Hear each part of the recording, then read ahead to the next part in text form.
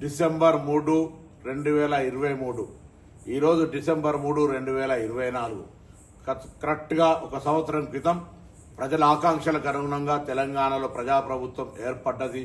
Congress party శాసనసభ్యులుగా majority విజయం సాధించినాం.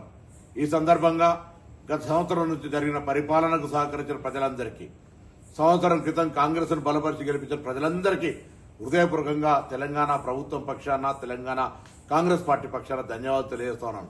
ముఖ్యంగా ఒక ఉద్యమకారుడిగా, విద్యార్థి నాయకుడిగా తెలంగాణ సాధనలో నా బాధ్యతను చూసి హుస్నాబాద్ నియోజకవర్గం నుంచి నన్ను శాసనసభ్యుడిగా గెలిపించిన హుస్నాబాద్ ప్రజలకు ప్రత్యేకించి ధన్యవాదాలు తెలియజేస్తూ, తప్పకుండా ప్రజల ఆకాంక్షలకు అనుగుణంగా ఈ సంవత్సర కాలంలో రైతులకు సంబంధించి తదితర అనేక సంక్షేమ కార్యక్రమాలు చేసిన మహిళలు కావచ్చు, ఇతరత్ర భవిష్యత్తు 4 సంవత్సరాలు కూడా ప్రజల ఆకాంక్షలకు అనుగుణంగా ప్రజాస్వామ్య విలువలతోటి ప్రజాస్వామ్య రక్షణకై కాంగ్రెస్ పార్టీ భవిష్యత్తు కార్యాచరణ తీసుకుంటుంది.